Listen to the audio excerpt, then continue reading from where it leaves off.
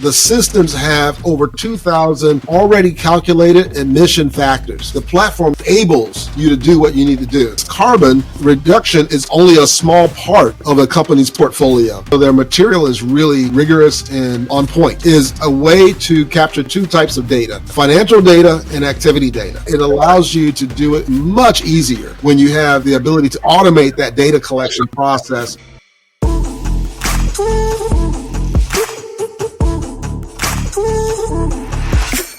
Welcome to the Sustainability Nugget podcast. I am Rarisu Maraivi. And I'm Tosin Folorunsho. On this podcast, we learn about sustainability by discussing various related topics while focusing on three pillars: the economy, the society, and the environment. Hello everyone, welcome back to the pod. Today we have Gerald Leonard as our guest. Gerald is the CEO of Tonberry Premier, a strategic project portfolio management and IT governance firm in Washington, D.C. Recently, Tonberry Premier partnered with Greenly, the leading carbon management platform, to help companies start their climate journey easily and affordably. Today we are going to be discussing with Gerald on his approach to helping business leaders achieve corporate sustainability through data-backed strategies. Hello, Gerald. Hi, how are you? I'm really happy to be here. And thanks for having me. Welcome to the pod. Yes, we're happy to have you here too. So just to start off, can you tell us about your journey into carbon management and what led to your partnership with Greenly? Sure. So my background's in project portfolio management when it comes to business things that I do, and I'm an author and speaker and so on. I had an investment in my business in 2020, which allowed me to begin to scale my consulting practice and now my consulting firm. And we ended up with a really large client up in the St. Louis area. It's a global client, but the group that we work with is in St. Louis. And we started doing really good work with them. We've partnered with them on a number of things. We started growing our revenue with them. And they, approached us and said, hey, listen, we have a great partnership, but, we're asking all of our clients or all of our suppliers to get on this sustainability journey with us. And it was a number of years ago. And, we said yes, because we want to, keep working with them and so on. But at the time, I had been to a number of, let's say, corporate sustainability workshops and programs. And mostly what I was hearing about was recycle, reuse, how to invest in blah, blah, blah. But I wasn't being given any concrete, direct frameworks or how this actually works. And I had 25 plus years in the project portfolio management space. So I was very comfortable with very large environments and complex data and data-driven processes.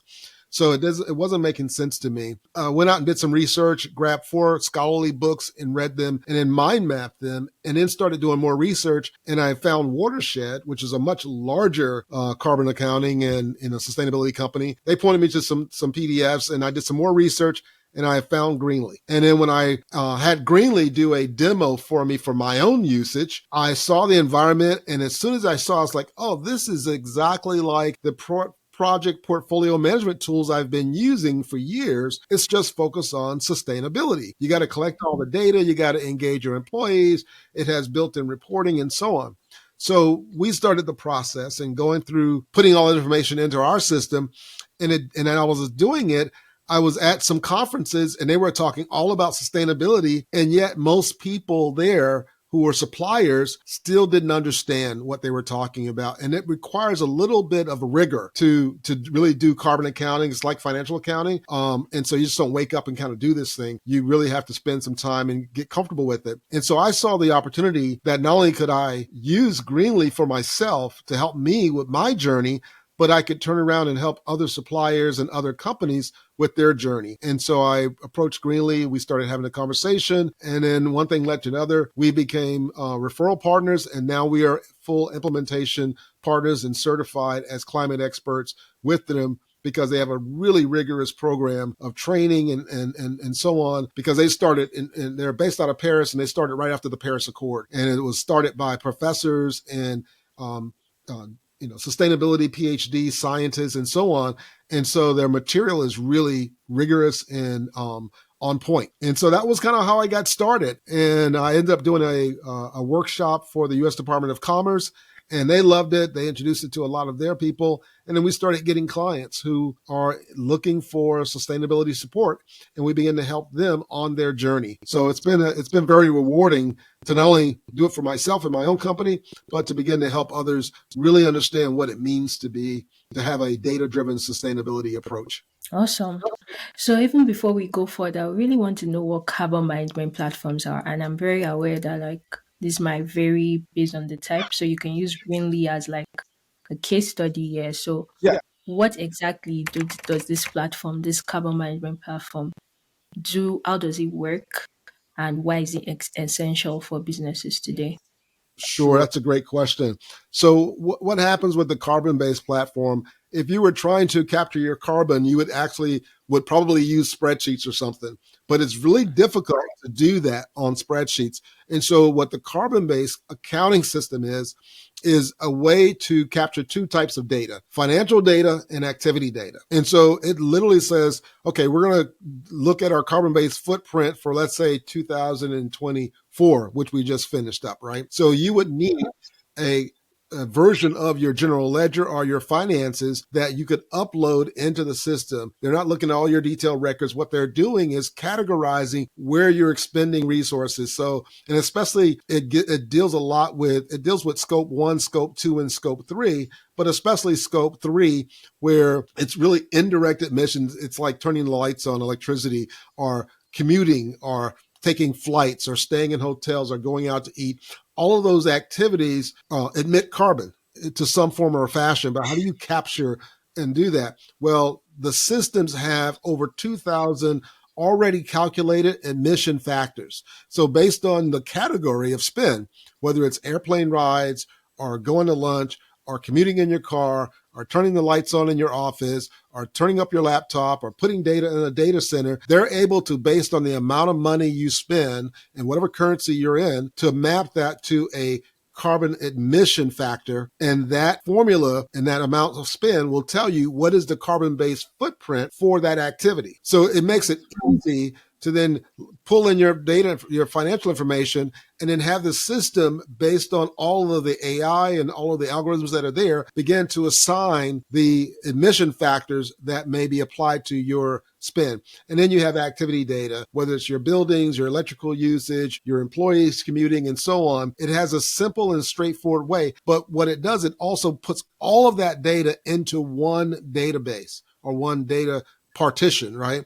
So that when you have all that information in and it has some built-in reports, all those reports begin to light up and get filled in with information, and you begin to see. And it has the artificial intelligence component built in. So, and because they've done over 2,000 other clients, they have benchmarking capability. So they can say, hey, you are a 250 person consulting firm. Well, guess what? We have a bunch of those consulting firms in our database already. And on average, they are doing this when it comes to carbon, or they're spending this much money and they're commuting this much. So they can give you a benchmark of what's the average and best practice for your size of company. And then you can compare your data to the average or to the benchmark and see where you are. Plus, once you get all that data in, the system starts making recommendations on the things that you can do to begin to reduce your carbon footprint. But once you have all that data into the system, it's like, I look at it as turning the lights on in a dark room, right? If you got a crowded room and the lights are off, you're going to hurt yourself walking through it. But if you are able to turn the lights on and you can see where the chairs are, you can see where the tables are, you can see where the obstacles are, then you can move around the room. And to me, pulling all of that data, financial data, activity data into that system and having it visible, you're turning the lights on your business when it comes to your sustainability, your carbon accounting based footprint. And now you know exactly where to pay attention and where to invest to reduce the carbon. Otherwise, you're just making guesses. And that can be very expensive because a lot of those carbon projects, depending on if you're changing from gas vehicles to electric vehicles or trying to find the right data center that has a lower carbon footprint, that can be really expensive to guess. And so this takes the guessing out of it. And again, it turns the lights on in the room so you know exactly where to focus. Really awesome. Like, I actually did not even think of the financial part. Like I was thinking, oh, maybe there's like an automated calculation of the electricity being used and linked to the software. But like you said, that would really just do like scope two, scope one. But the fact that they're like bringing everything like financial and activity and seeing everything that the company is doing, and since it's like automated, then it's easier to then calculate scope three, which is like the hardest thing to ever to Right. calculate. So I'm wondering, like, the emission factors, are they linked to the finances, or like that financial aspect is just included to know more? But like, for example, if I'm traveling, if I'm doing a corporate trip to Texas, Mhm. yes, we have the flight cost, but like, does it include like, oh, we're going this distance and that's what is then using to calculate the emissions? I just want to know if it's just converting finances to emission. Sure. Well, it's actually tied to both, right? It's tied to both activities. It's tied to your spend and it's tied to the activity. So let's take that example of going to Texas. You get on the plane and it's like, okay, it's going to take me this long. I'm going from this airport to that airport. It'll tell you exactly, what is your mileage, right? And then types of the air carrier that you're using in the flight. It will then use that information to identify the right admission factor formula or algorithm to map it to tell you exactly what is the carbon based footprint for your one seat on that entire plane, right? And then if you're eating, if you're taking a car to the hotel and you're eating and doing this, if you've captured all that in your expense report, then that's going to be a part of your financials. So you'll know, based on that, what's the overall carbon footprint for that trip. Now, because it's pulling in so much data, it's not going to just tell you specifically, well, for that trip you took to Dallas, with all of the things you've done, this is what the carbon-based footprint is. It's going to give you the carbon-based footprint for the activity and for the category of spend. So it's going to look at all of your eating, all of your carpooling, all of your electrical use. And what's neat about Greenly and what makes it so affordable is that they've created what they call these APIs, these application programming interfaces, which basically can automatically, when configured, go out and pull in your financial data or pull in your electrical usage data from the electric company, or it can connect to your Amazon Web Services or your Microsoft Azure cloud, and it can then look at your account and say, oh, based on your account usage, this is your footprint. And guess what? Microsoft actually has a data center that has a lower footprint. So you could ask Microsoft to move your data from the data center that it's in to the one that has a lower footprint. So you're actually beginning to save costs without even switching suppliers, just knowing that the data centers that are being used, there could be other data centers out there that have a lower footprint because of how that data center was created. And so there's so many different things like that can be done, but it allows you to do it much easier when you have the ability to automate that data collection process and you're not trying to do it by spreadsheets, because that's a nightmare to try to, it's really complicated. And it's not just something that is like, oh, I can go out and find a free application to do this with.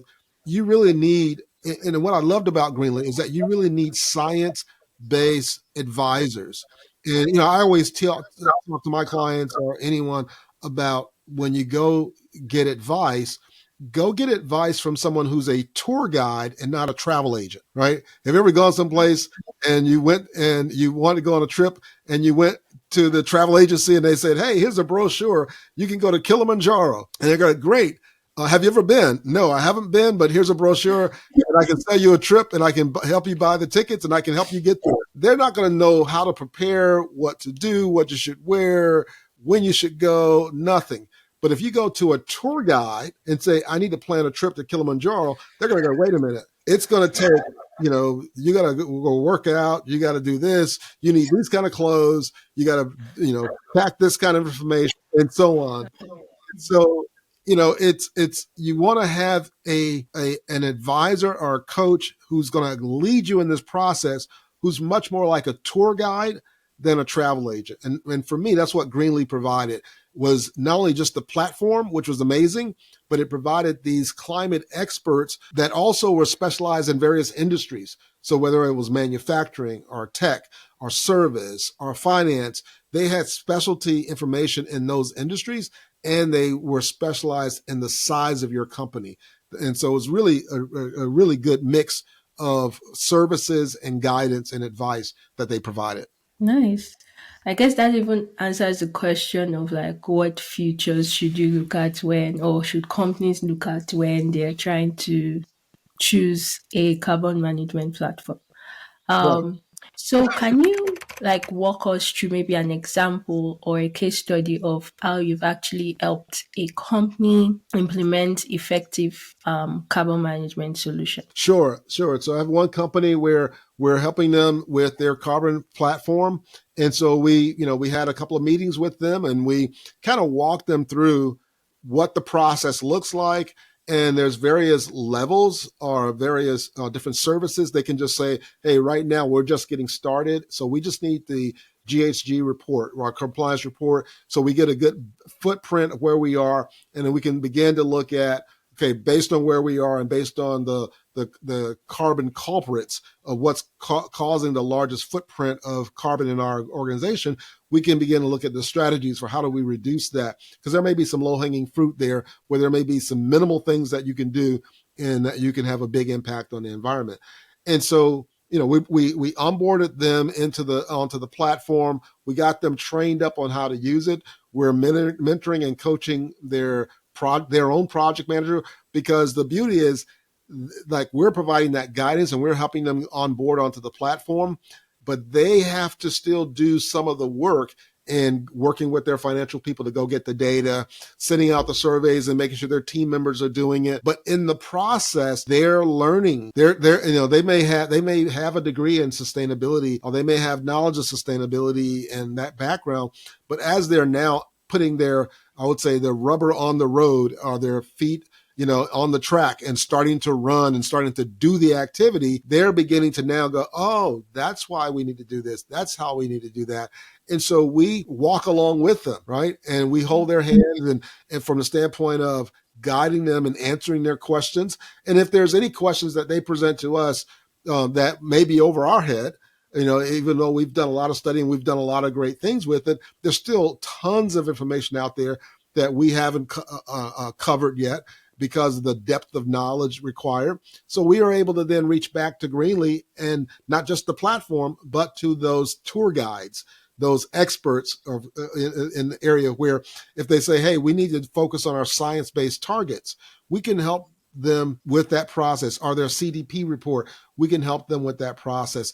And so taking a client from not having any understanding or visibility into that platform to onboarding their teams, to helping them understand the process, to guiding them through the journey to where they get their greenhouse gas report, and they see what their carbon-based footprint is, and they get a glimpse of what their reduction process will look like. And then they can make decisions on what projects and activities should we start doing now that we know how much carbon we're actually emitting, and what is the impact, but also our employees now are more engaged and understand. And so that's how, one of our clients, we've kind of helped them through the process of the onboarding on the platform and really using the platform to make the most of it. Like when you get to like you've seen like the greatest part that you need to work on to reduce, do you guys help in like creating like strategies to reduce it? Like you talked about them deciding on the project, but are Yes. you guys there at that stage to like Yes, suggest, we are.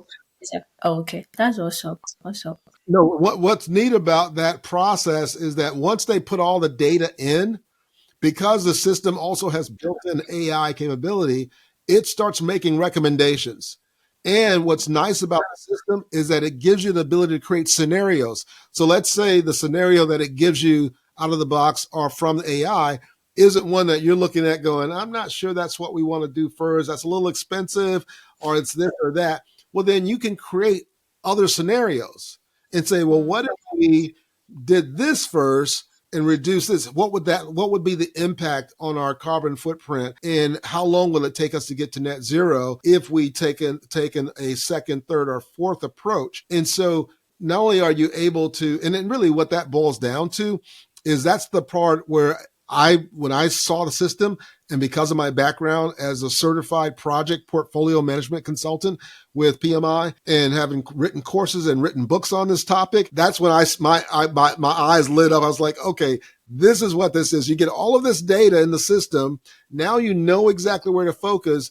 Now you can run scenarios to figure out what is the right portfolio mix of activities that's going to get you to where you're going, while you're keeping in mind that you only have a limited budget and you have limited people, or you may have a certain number of people who have certain talents, but they're constrained because they're being asked to do a bunch of different things. You can't have them doing everything. So how do I move the ball forward, move my company forward, and still make progress with limited resources and limited talent, while at the same time finding the right bets or the activity that's going to help me reduce my carbon as quick as possible without overwhelming my organization? And as well as, where I can tie it into all of the other activities that are going on, because carbon reduction is only a small part of a company's portfolio. They may have, transform the business projects where they're bringing on the next iPhone, or they may have cost reduction or cost or revenue generating projects that are going to grow the business, or they may have, hey, we got to keep doing these maintenance type things to keep the lights on. So they have other things that they're trying to do, and what we do is help them figure out, how do you fit the carbon activities that now that you need to do within your overall portfolio to get all of those things done, while taking in consideration, I still have limited amount of budget, I still have limited resources, yet I still need to make a difference. How do I do that? Yeah. So definitely that means you're also showing like, oh yes, you need to invest to reduce this carbon, but I'm wondering, does the Greenly also show like, oh, this will be your return on investment in terms of savings and It does. like, It actually does. There's some really cool reports inside of the Greenly platform where they can show you, not only what your cost is, but also what is possible return on investment. Because return on investment is different depending on the type of project, right? Some return on investment may be hard numbers. So you may say, for every dollar you put in, you're going to save $5, or you're going to save $2. So that's a hard metric when it comes to return on investment. But there's also strategic or soft metrics where it's like, hey, if I do this, it's going to increase productivity. Now, probably down the road, there's a formula that I can find and or work with the team on and develop and say, well, that increased productivity is going to generate X amount of dollars, blah, blah, blah, blah, blah. But sometimes it's really just a matter of a soft benefit to the organization, retention, increased productivity, brand awareness, reputation in the market, risk reduction.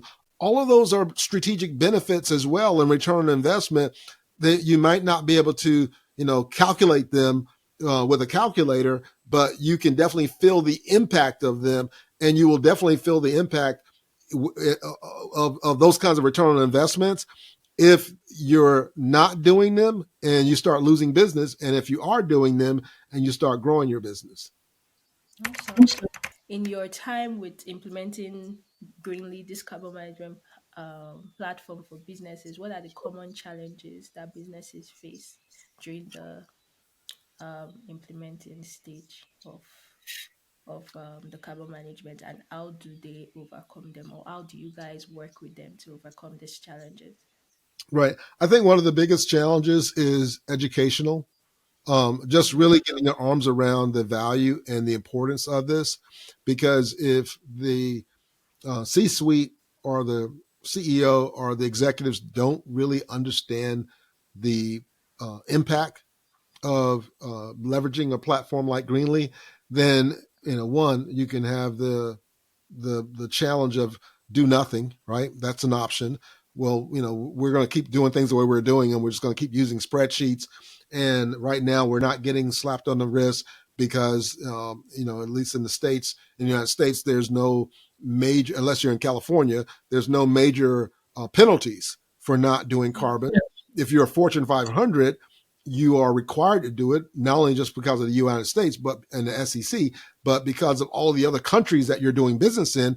They have laws requiring you to do these things. So, and then they push that down to the supply chain, which is smaller businesses that are trying to service those organizations. So if you are, well, the challenges are, if they are not on the same page, if they don't understand, and then once they do understand, they have to keep the CEO or someone from the C-suite engaged in the process.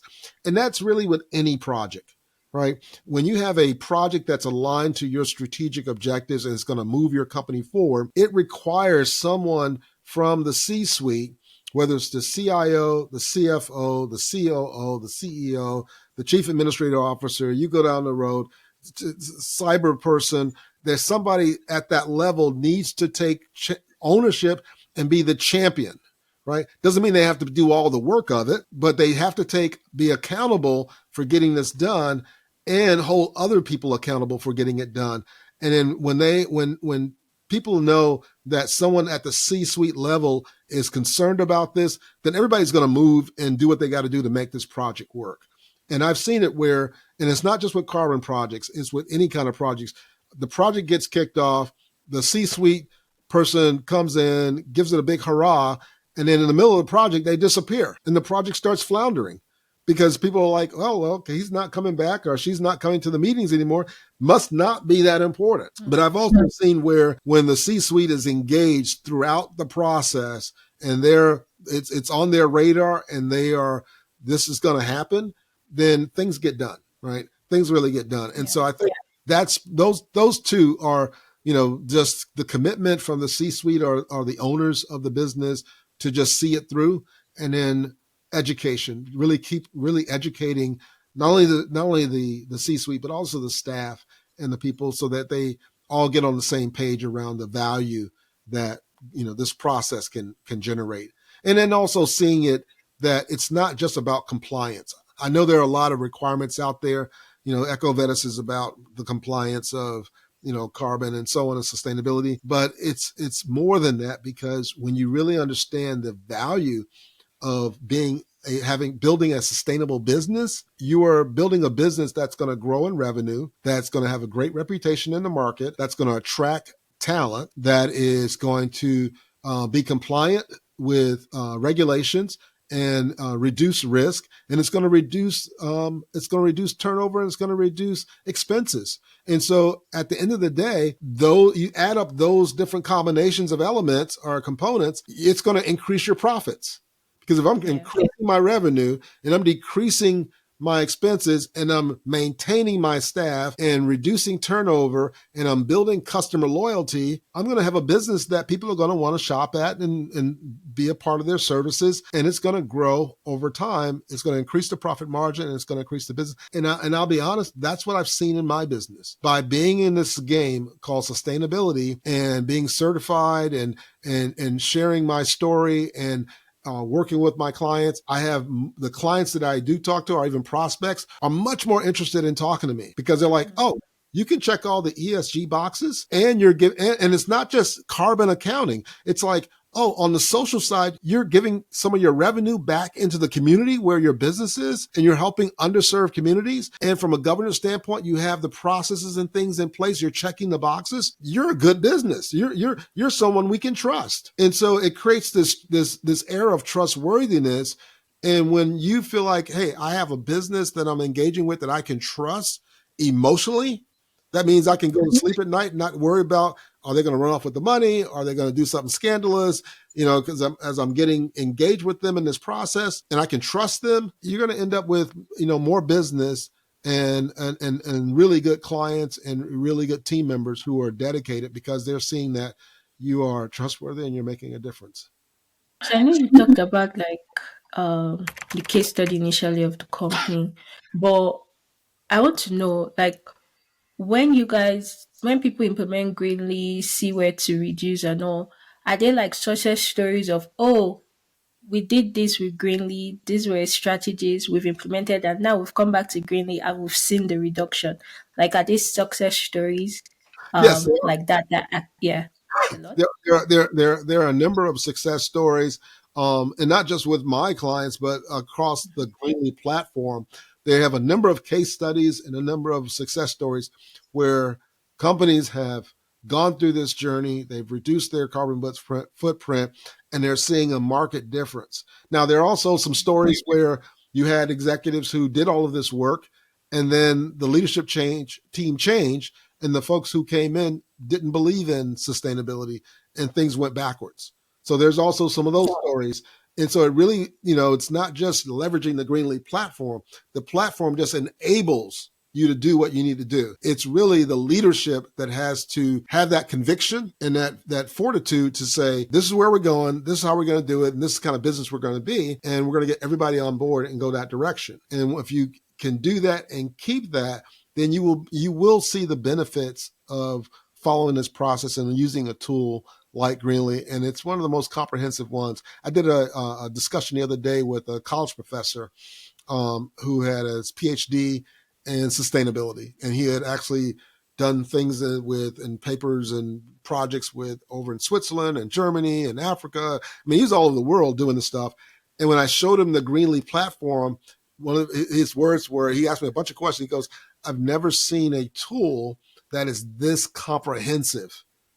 Right? It's this comprehensive and well thought through in how they've built out the platform when it comes to being able to track life cycle analysis of a product, or when it comes to what you need to fill out your CSRD report for a lot of European countries or other parts of the world. In the US, we really don't use that one now, but having that data helps you with your CDP report or your science-based targets.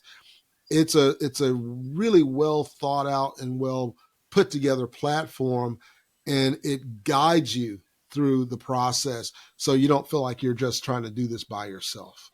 Yeah, that's something I liked when I checked the Greenleaf. The fact that there's LCA, but there's also like the carbon accounting, and also like for companies actually, manufacturing companies Yeah, actually having a product, they can literally do a whole assessment of their product and see how they can right. They reduce got like thousands of the templates. So they have thousands of templates already built for a product. So as people are using this, and they allow you to bring in your suppliers underneath your account, so that your supply chain can also have a good jump on their carbon accounting through using the Greenleaf platform. And if you have an area where a supplier is not willing to go that route and become sustainable, they have suppliers in their database now that can fulfill that need, that are scoring high on pursuing their sustainability goals. So if you're in a process where you're doing manufacturing, or you're doing some other kind of work where you need suppliers that are going to be on the journey with you around sustainability, and your current suppliers are not, they have a database within that platform where you can now also go out and find other suppliers that are willing to do the sustainability efforts and work, so that your whole supply chain can be seen as a sustainable supply chain as well. yeah. So a question just came into my mind. So like for for the LCA and all, for companies that are like producing maybe carbon negative product, let me say like renewable diesel, or electricity from solar or whatever. Um, if they do their assessment with Greenly, is it certified to a point where like like yes, I do my LCA with Greenly, I see that I'm on a minus whatever kilogram CO2. Can that be certified to create a carbon credit that can be sold in the carbon market? I don't know if this is out of scope, but I'm just yeah. Yeah. Well, they do have on their platform places where you can buy carbon credits to reduce your carbon. And so I can't say I know the exact answer for your question. Yeah. I've never been asked that question before, but I would assume that if you have a product that is generating carbon credits, right, that you could actually sell that product, or at least investment in that product on the Greenleaf platform to help other companies where what you're doing is reducing carbon. And if they have areas where they can't reduce carbon, but they need to do to buy a carbon credit to help for offsetting their carbon, I'm sure their platform could support you selling those products because that's what they're doing already. So they have companies or programs that, whether it's planting trees or waterworks or things like that, or solar farms, where if you can't reduce your carbon in one area, you can invest in an alternative carbon credit, and that can offset what the carbon that you're producing. So I'm sure there's answers. There's process. Yeah. Good question. Yeah. So, what advice would you give to like businesses that are just starting their emission reduction journey, trying to get into carbon management platform? What do you advise them? I would say definitely check out Greenly, and I would also say do your own research and spend some time reading and or studying this area and educate yourself, because even if you are just at a high level, even if you're not going to be the person pushing the buttons on the carbon accounting system, you want to understand what is a scope 3, what is scope 1, what is scope 2, why is scope 3 so difficult, how does the CDP process work, what are science-based targets, how do you generate a science-based target? Is something that you just make up, or do you have to go through a third party? I would say you want to educate yourself, and then you want to have a guide. You really do. You want to have a tour guide. Some companies out there that they're doing carbon, they're more like travel agents, where they say, hey, here's what you got to do. We'll give you this free tool and so on and so forth. But when it comes to, hey, how do I fill out my CDP report, or how do I fill out my science-based target report, or how do I do this? It's like, well, we just provide the platform. We don't provide any of those services. And that's like, buying a Tesla and it breaks down, but you can't take it to a mechanic who knows how to fix it. You can't take it to a regular mechanic. You got to take it to a Tesla mechanic, because you're basically driving a computer, right? And so you're working with an AI computer system. So you have to have someone who knows how this really works and who's an expert in this area to support you. So you want to educate yourself, find an expert, and then just, if nothing else but the first year that you're doing it, commit to just doing the carbon-based baseline. Like, just go through the process to get your GHG report, your greenhouse gas report, so that you know where you stand. Because again, having that GHG report is like clicking the lights on in a factory that's dark. Now you see all the machinery, you see where things are, you see where to walk, where not to walk, what tools are there. Without it, it's like walking through a factory in the dark. Thank you very much, Gerald, for really breaking it down for us. Like I said, I even didn't know that like the finances were part of it, and I feel like that's a wonderful strategy. And like you said, having to do things manually in Excel is just a lot. I tried that once in one of my internships. I really hope they even continued afterwards, because like I created a whole Excel too that I don't know if anybody would not use it afterwards. So like, well, having like this user-friendly tool actually translates to success, real emission reduction, because people can continue using it. So thank you very much. We've come to the end. I'll be leaving all your details in the description. So if anyone wants to reach out, they can. But like I said, thank you once again. And to the audience, if you have any questions, let us know in the comments and we'll try to answer it. So until next time, continue to live consciously, and I'll see you in my next episode.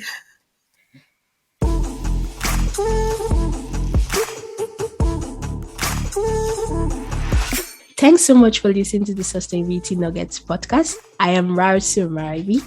And I am Tosin Folorunsho. If you enjoy this podcast, please leave a rating and review on wherever you listen to your podcast. You can also show your support by signing up for a small donation to help sustain future episodes. You can find all relevant links in the description. See you in our next episode.